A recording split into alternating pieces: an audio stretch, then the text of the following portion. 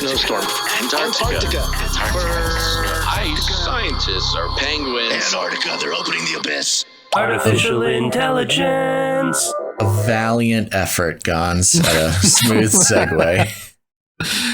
DailyMail.co.uk headline here: scientists use artificial intelligence to estimate that up to 300,000 meteorites lie undiscovered in Antarctica's ice fields, with many of them close to existing research stations. Ooh, it begins, Basil, the uncovering of the ancient past from the heavens.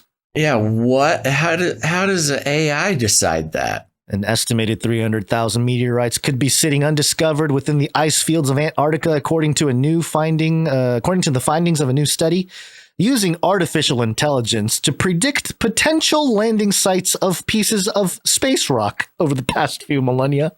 Helped experts from the Free University of Brussels in Belgium to create a treasure map of places to find these valuable rocks. What? Sounds like somebody... You have an AI sending these Antarctic scientists, which, look, I've gone off about the Antarctic scientists. We're all aware of them and how they live their lives. You have an AI sending all these poor Antarctic scientists off on a wild goose chase for imaginary space rocks?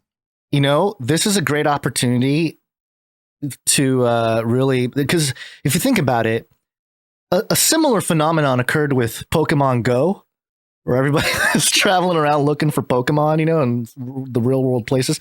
What if this, causes all these teams of people in Antarctica to look around and, obviously they're not going to find physical rocks maybe, but maybe their app will tell them that they're standing on top of an ancient stone.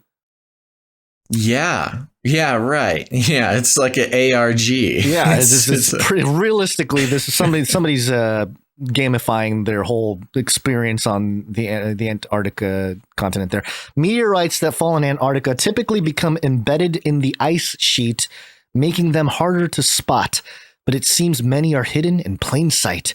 2/3 of all meteorites found on Earth have been discovered on the frozen continent, a process made easier due to the contrast between dark rocks and snow, with many discovered by chance during costly reconnaissance missions.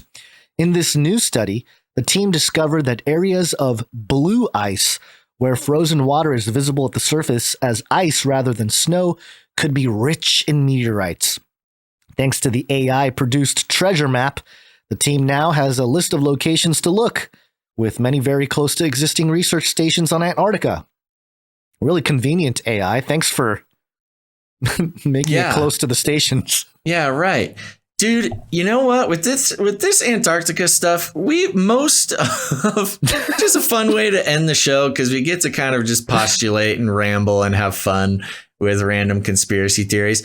But it's starting to connect, man. It's freaking me out a little bit. I've been saying for a while that it's not that there's like an explicit thing, you know, that the one story sort of unveils the reality of what's going on. But once we put them, we've been putting them all together and just postulating, and so much of it is connecting to so many other things. Sigurd the Beast, he read my mind. Sigurd the Beast in the Twitch chat says AI just wants scientists to run around digging in the ice, hoping they'll dig up the Nephilim penguin spaceship. You've got the AI, a black box of some sort of pseudo consciousness that is leading these scientists on a wild goose chase to go dig in the hardest ice, the hardest part of the ice, just for imaginary space rocks. I mean, the shimmer theory is starting to make more sense now. Hundreds of thousands of space rocks that could be carrying DNA or ancient bacteria from space or whatever, or slowly manipulating the DNA of the penguins and the ice fish beneath the ice. And now the cyber hive mind AI is having the scientists go dig in certain spots, perhaps to find asteroids, or perhaps to unlock the ancient prison of the Nephilim penguins to unleash the last war for Antarctica. Yeah, if we are to believe Elon Musk's whole take of AI, we're unleashing a demon or whatever he said, something about AI being demonic. Yeah. Then being from another realm, right? That and actual entities being able to display themselves. And if they were to whisper into the minds of human beings to explore the physical region, to find that point at which these non-corporeal entities can physically manifest their meat suits, their vehicles. In hopes of finding a space rock that'll find you more grant money for your that's another Antarctica angle for sure. base. I was thinking more frozen Nephilim penguin that resurrect. I'm saying that the scientists, the AI is manipulating the scientists. They're working with the AI, with the human mind. And what's the best way to motivate a human? Just tell them they'll get more money for their job or whatever. And so the scientists go out there digging for space rocks, thinking it's going to get them more grant funding. And boom, they unleash the, intergalactic Nephilim penguin squad. I don't know. The rest. We've gone through it. I don't need to repeat it for you, people. Let me read a little more here, because I think bringing up Elon and all his SpaceX stuff and Mars might have something to do with this too. This is a quote, our calculations suggest that more than 300,000 meteorites are still present at the surface of the ice sheet, Tolinar explained. The potential remains enormous. The number of sites predicted for the location of meteorites have never been explored by humans. Others have been widely explored, including Allen Hills, where one of the most studied meteorites of all time was found.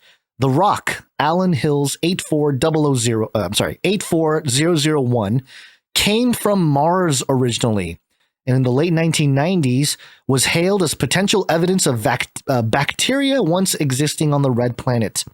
It led to President Bill Clinton pushing for more funding for NASA, but has since been shown to be nothing more than a lump of Mars rock with fossilized water. Bummer. Wah, wah, wah. Fossilized water? That's what it Water says. can be fossilized? That's what it says. Science. It doesn't mean they will find meteorites at every site they visit, as the AI predictions are about 83% accurate, but it is better than the current methods. Wow. That's how the article ends. That's nice. It's not perfect, but still better than our horrible meat calculations that we're trying to find stuff. But there you go. That might be the first Antarctica article that did not end with asking for more grant money. Well, I think they implied it with sort of the, hey, right. back in the 90s, Bill Clinton Yeah. coughed it up.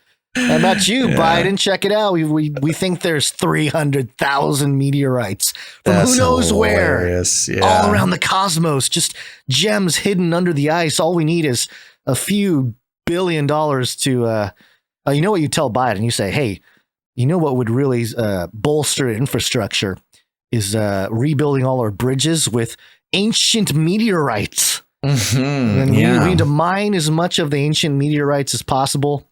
And there you go. Half of that 550 billion can go towards digging up Nephilim penguin suits for the demonic AI. And just to show that this story isn't just some crazy thing on DailyMail, phys.org, same report, different headline, using machine learning to find space rocks in Antarctica.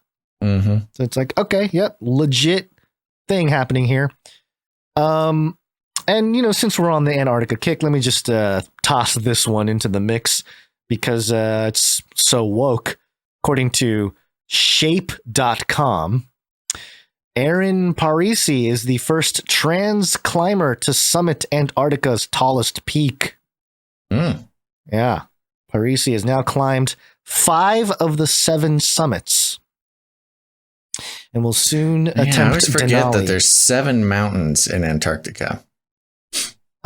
Which is interesting too when we talk about biblical prophecy, the 7 hills. Yeah. That the woman sits on.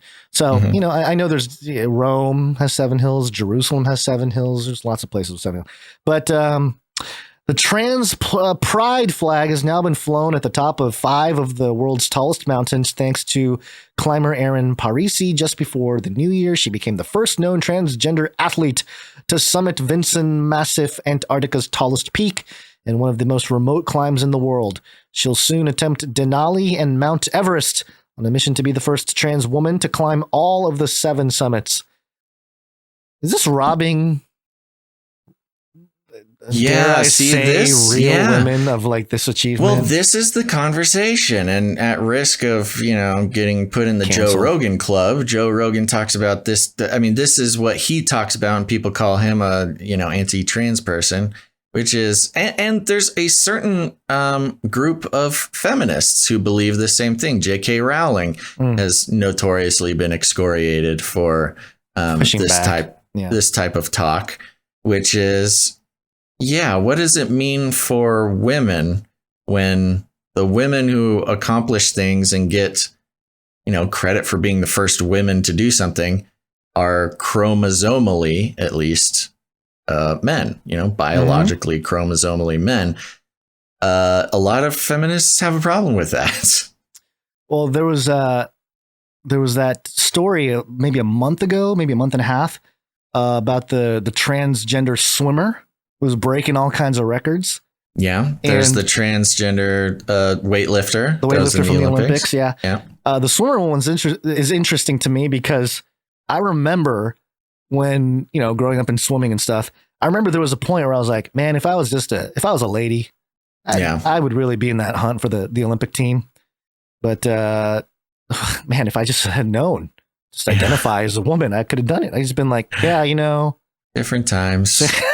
Yeah, don't think it would have been okay in 1995 or whatever. It would have been a little bit more difficult, a little harder. But I know this is we're kind of going off topic here, but in connection to the Antarctica thing, bringing this sort of wokeness to Antarctica as part of perhaps the psychological preparation for what kind of achievements may come out of Antarctica as we move forward. That's interesting. I was having just some random meandering thoughts about this actually this morning before getting ready for the show.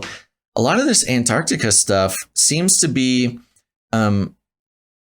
geographically significant ideology invasion, because a lot of the stories we've been talking about, you talk about ideology and wokeism. Yeah. When it comes to the internet and stuff, it's basically all over the world, you know, and, it's a little bit more powerful when it's like a certain nation or geographical region, passes a law or has something that happens. And more or less, Antarctica has been characterized by a complete lack of ideological colonization. And this ideological colonization is an interesting piece of language because it's sort of